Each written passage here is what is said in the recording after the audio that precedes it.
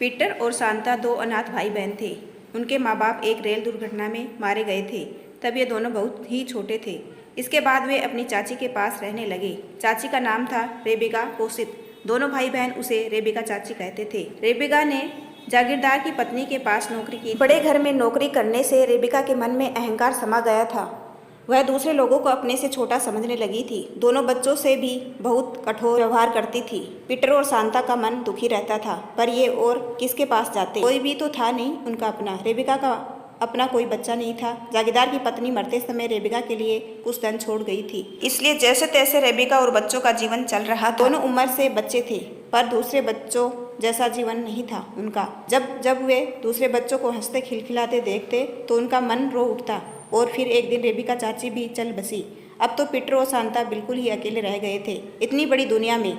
हाँ, रेबेका के कुछ मित्र अवश्य थे जिन्होंने तय किया कि पीटर और शांता के लिए अनाथालय ही सबसे अच्छी जगह है, लेकिन दोनों को अलग अलग अनाथालय में जाना था क्योंकि लड़के लड़कियां अलग अलग रहते थे। जब पीटर और शांता को यह बताया गया तो बहुत परेशान हो उठे। उन्होंने सोचा चाहे जो हो ये साथ साथ रहेंगे, कभी अलग नहीं होंगे। तभी पीटर को याद आया चाची रेबेका के एक रिश्तेदार सर्कस में काम करते हैं। नाम था गस। पीटर को उनका कार्ड मिल गया था। हम उनके पास जाएंगे, शायद वहाँ हमें रहने की जगह मिल जाए। पर हम उनसे कभी नहीं मिले हैं, अगर उन्होंने मना कर दिया तो क्या होगा? शांता ने कहा। पीटर बोला, तो फिर हमें अलग अलग अनाथालय में रहना होगा। नहीं नहीं, मैं तुमसे अलग होकर कहीं नहीं रहूँगी। शांता की आवाज़ में डर झांक रहा था। और फिर एक रात दोनों भाई बहन अनजान सफ़र पर चल दिए।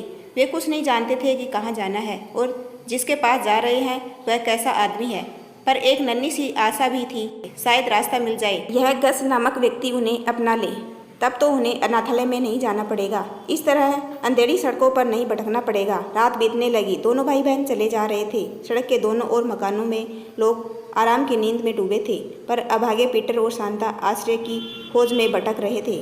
नींद सताने लगी तो दोनों एक मकान की सीढ़ियों पर लेट गए। फिर न जाने कब नींद आ गई।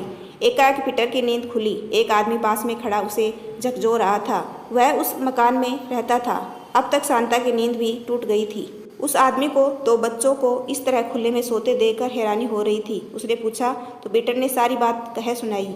बता दिया कि उनके गस अंकल गप्स सर्कस में काम करते हैं। उस आदमी ने बता दिया कि गप्स सर्कस ब्राइड लिटिंग में खेल दिखा रहा है। उसने कहा, बच्चों रात को मेरे घर में आराम करो, सुबह चले जाना।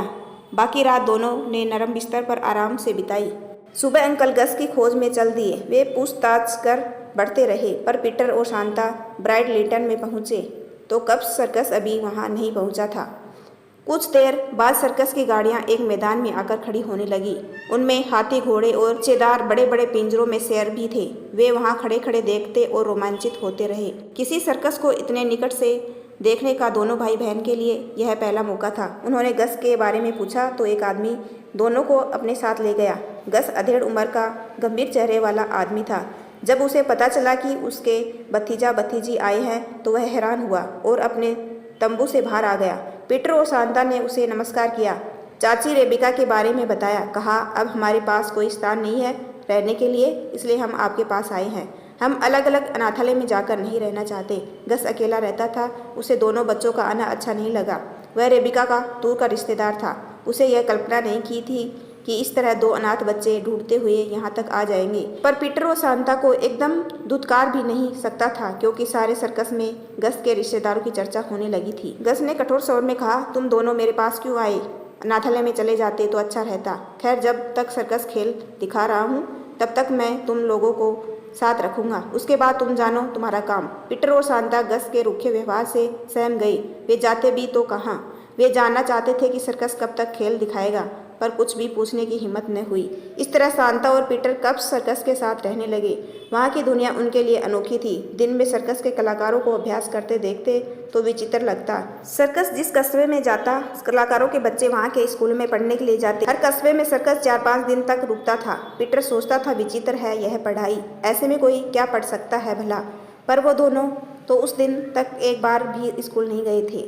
गस के कहने पर वे बच्चों के साथ एक स्कूल में गए। वहाँ छात्रों ने इनका खूब स्वागत किया। छात्रों ने पीटर और शांता का परिचय पूछा तो पीटर ने संकोच से कहा, हम सर्कस वाले नहीं हैं, हम तो थोड़े समय के लिए आए हैं। फिर भी वे इस प्रश्न का उत्तर नहीं दे सके। कि वे कहाँ से आए हैं। सर्कस कलाकारों के बच्चे स्कूल में करतब दिखाने लगे, पर शांता और पीटर के पास दिखाने के लिए कुछ नहीं था। सच तो यह था कि रेबिका चाची ने उन्हें कुछ नहीं सिखाया था। दोनों भाई बहन सर्कस वाले बच्चों से अलग खड़े थे। शांता ने कहा, मैं सर्कस के करतब तो नहीं जानती, पर बहुत अच्छा वायलिन बजा सकती हूँ और मैं लैटिन जानती हूँ। पीटर ने गर्व से कहा, वे दोनों झूठ बोल रहे हैं। गस ने यह सुना तो उसने शांता से कहा, मैंने सुना तुम बहुत अच्छा वायलिन बजाती हो, सबको कोई धुन सुनाओ। उस समय गस के आसपास कई लोग बैठे थे। अब तो शांता के काटो तो खून नहीं। वायलिन लाया गया, पर शांता ठीक से बजा न सकी। सब उसकी हंसी उड़ाने लगे। पीटर डर रहा था कि कहीं उसके लैटिन ज्ञान की परीक्षा न लेने लगे। एक रात पीटर और शांता को नींद नहीं आ रही थी। सर्कस का शोर शांत हो चुका था। कलाकार दर्शकों की भीड़ के सामने अपना कौशल दिखाकर आराम से सो रहे थे, पर सो के बाड़ों में भी शांति थी। तभी शांता ने कहा, पीटर, हम यहाँ रहते हुए भी यहाँ के नहीं हैं। हाँ शांता, यहाँ हमें कोई नहीं चाहता। गस अंकल तो जरा भी पसंद नहीं करते। आखिर हम क्या करें? हमें गस अंकल का मन जीतना चाहिए। शांता ने पीटर से कहा, तभी हम यहाँ रह सकेंगे। वे गस अंकल को कैसे खुश कर सकते हैं? इसी पर सोचते सोचते सो गए। सुबह हुई तो शांता ने डेरे की सफाई करके नाश्ता बनाना शुरू कर दिया। उसे आशा थी नाश्ता करके गस उसकी तारीफ करेगा, पर उसे निराश होना पड़ा। गस ने कहा, शांता, तुम्हें नाश्ता बनाना नहीं आता? आगे कभी मत बनाना। दुख और अपमान के कारण शांता रो पड़ी। उधर पीटर गस की कार को चमकाने में लगा था। उसे लग रहा था गस अंकल उसकी मेहनत से प्रसन्न होकर उसे शाबाशी देंगे, पर गस ने देखकर मुँह चढ़ा लिया। कहा, यह तुम्हारा काम नहीं, जाकर बच्चों के साथ खेलो। पीटर और शांता का मन रो उठा। उन्हें लगा कि वे गस का मन कभी नहीं जीत सकेंगे। पीटर ने शांता से कहा, बहन, मैं सोचता हूँ हमें कोई और रास्ता अपनाना होगा।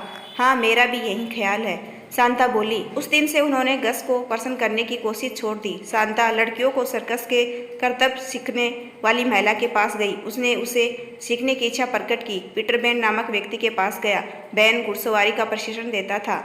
वह पीटर को प्रशिक्षण देने के लिए तैयार हो गया। पीटर और शांता चुपचाप सीखने लगे। यह सब वे गस से छिपकर कर रहे थे। वे उसे चौंका देना चाहते थे। पीटर सुबह मुँह धोकर अंधेरे में सीखने के लिए निकल जाता। इसी तरह दिन बीत रहे थे। गस को कुछ पीटर और शांता के बारे में सचमुच कुछ पता नहीं था। वह उन्हें अपने घर बोझ मान रहा था। चाहता था कि सर्कस का सीजन खत्म हो तो वह दोनों से छुट्टी पा ले। एक सुबह सर्कस में हड़कंप मच गया। सब इधर उधर भाग दौड़ कर रहे थे। पीटर भी बाहर आकर देखने लगा। सब साथियों के बाड़े की तरफ दौड़े जा रहे थे। पता चला रानी नामक हथिनी गुस्से में है। उसने महावत को उठाकर फेंक दिया था और न जाने क्या कर बैठे। पीटर जाकर बाड़े के बाहर खड़ा हो गया। रानी बार बार सूंड उठाती और इधर से उधर हिलाती। सब कह रहे थे, दूर रहो, पर पीटर न जाने कब रानी के पास जा पहुंचा। वह हथेली से रानी की सूंड थपथपाने लगा। वहां खड़े लोगों में सन्नाटा छा गया। सब सांस रोके देख रहे थे। वे पीटर के लिए चिंतित थे। सोच रहे थे रानी अब उसे पैरों से कुचल देगी, पर ऐसा कुछ न हुआ। पीटर द्वारा इस तरह सूंड थपथपाने से रानी की उत्तेजना शांत होती गई। पीटर की जेब में गाजरें थी। उसने गाजरें दी तो रानी खाने लगी। कुछ देर में वह सामान्य हो गई। पीटर बहुत देर तक रानी के पास खड़ा दुलारता रहा। पूरे सर्कस में पीटर के साहस की चर्चा थी। लोग कह रहे थे, अगर पीटर न होता तो रानी न जाने क्या कर डालती। पीटर सोच रहा था, क्या गस अंकल ने भी यह बात सुनी होगी। वह सर्कस का आखिरी दिन था। गस ने पीटर और शांता से कहा, अब मैं तुमसे विदा लूँगा। मैंने तुम दोनों के लिए एक स्कूल में व्यवस्था कर दी है। तुम्हारी रेबिका चाची के मित्र तुम्हारी देखभाल करेंगे। रेबिका चाची के मित्रों के पास जाने की बात सुन दोनों परेशान हो उठे। उन्हीं के पास से भागकर तो पीटर और शांता यहाँ आए।